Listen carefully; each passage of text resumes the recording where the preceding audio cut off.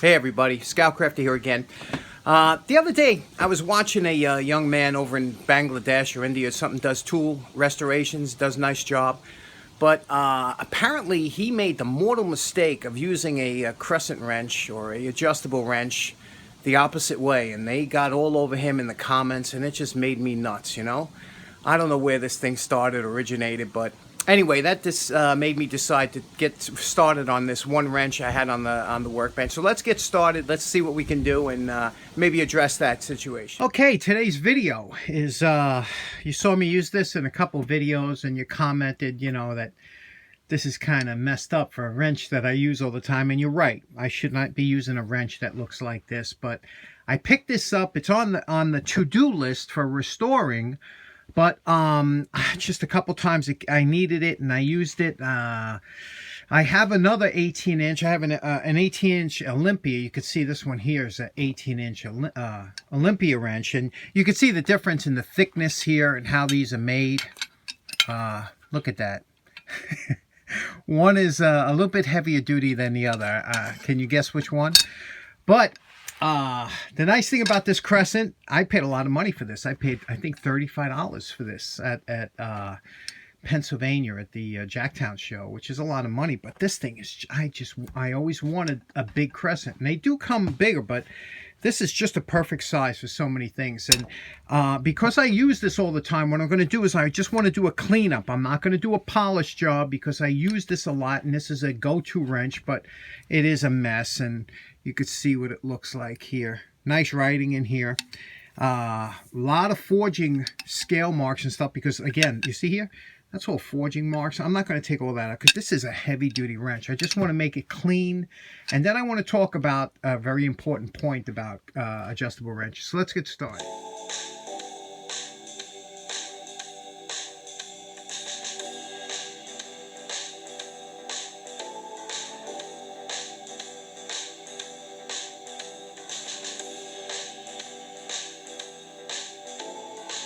Here's our post-wire brush evaluation. You can see, again, you know, you got some pitting and stuff like that, you know, we're not going to go crazy again with this wrench because I want to use this as an everyday user.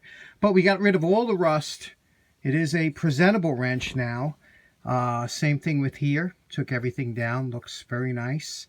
The only thing, the pin, obviously, took off all the grease and everything. We degreased everything before we wire brushed it so we don't get any of that in the wire brushing. But we're going to polish this. That makes a huge difference on how it works. And of course the knurled nut always comes out nice. We'll have to do the inside of that with a bunch of Q-tips and some 50-50 mix. And let's get doing.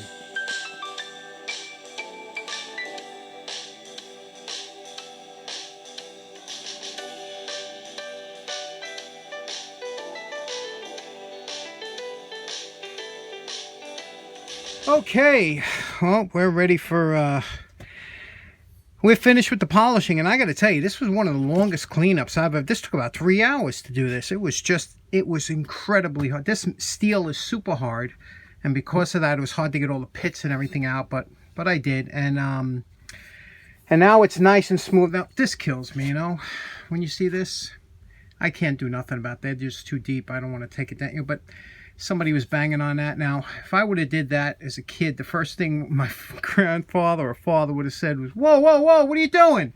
You never hit a wrench, you know. But I mean, if you got to get the job done, I understand. But it kills me when I see, you know, we were never allowed to misuse tools like that, bang on things, you know. If you're going to bang on it, at least wrap something around it. The jaws came out real nice. You know, we just polished the back here and put a satin on this side because it stops the fingerprints, and I didn't wax it yet or anything. I didn't do much of the jaws, just cleaned them up. I want to keep them straight because they close so nice. Thumb wheel came out really nice. Cleaned it inside and out, polished it, used brushes, and this is where this is what really does the job as far as working nice. When you put this in like this, and you see how that spins, that's what makes the wrench operate so nice when you polish this pin. So let's, I'm going to shellac in here because just to keep it nice, you know, so it don't rust or anything. and then we'll come back and see and test it out. Okay, just a quick hint. When you're reassembling it, I use some Loctite medium strength, and I just put a drop on the threads in here, inside there. And the reason you put the drop in the threads is because when you reassemble this and put this back together, you want to pass the pin through there. If you put it on here and you pass it through, you might get some thread locker in between the thumb wheel and on this polished part. You don't want it on here. We're going to just put a drop of oil on this, put it in, and put it together.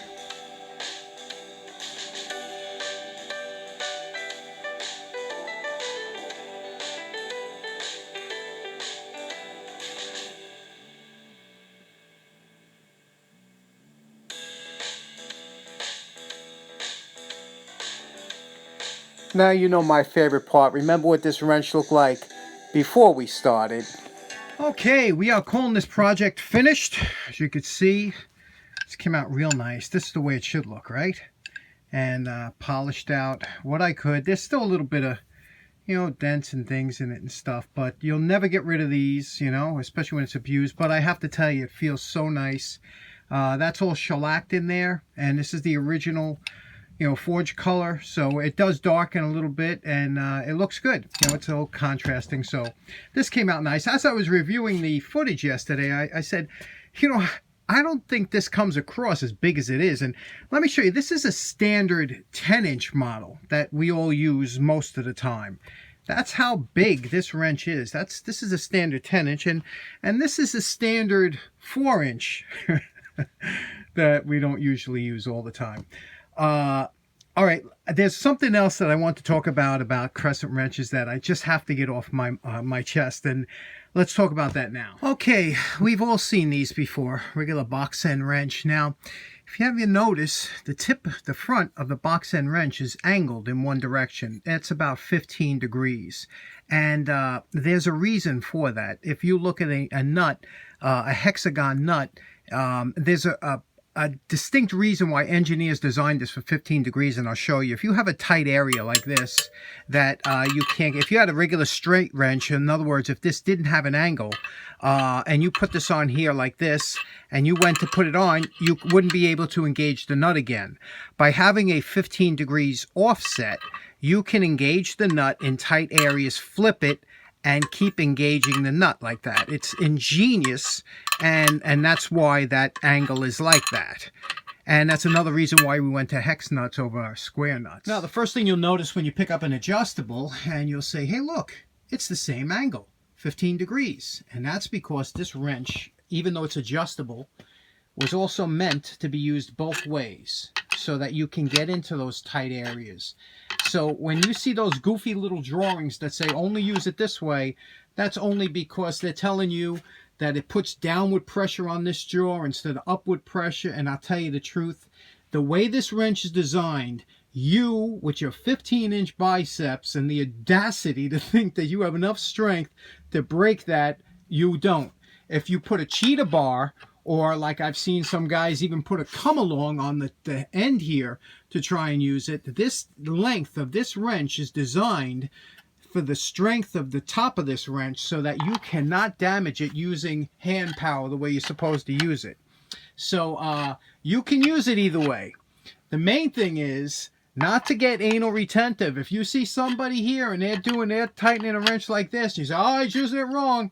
It's not wrong. It was meant for that, and he's using it with his hand, and he'll never break it. The only time you'll break one of these, and I've seen thousands of these being used, and I've never seen one broken unless it was misused. Somebody standing on it, somebody using a pipe, a hammer, whatever it is.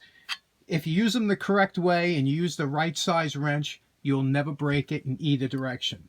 So don't get all crazy about which way it's used, whether it's used the so-called correct way or the real, either way it was supposed to be designed to use. Okay, just wanted to get that off my chest. So in closing, the only way you could really misuse these wrenches is to use the wrong size. And if this isn't doing the job, you need a larger one. And I've seen them 4 feet long, these wrenches. So if you have one of these and you're struggling and you're, it's not enough torque on there, you need a bigger wrench. And if you can't do it with your hand alone and you got to put some kind of cheater pipe on there, that's when the problems begin. So anyway, I hope you enjoyed the presentation. Thanks so much for tuning in, and have a nice day. Bye-bye.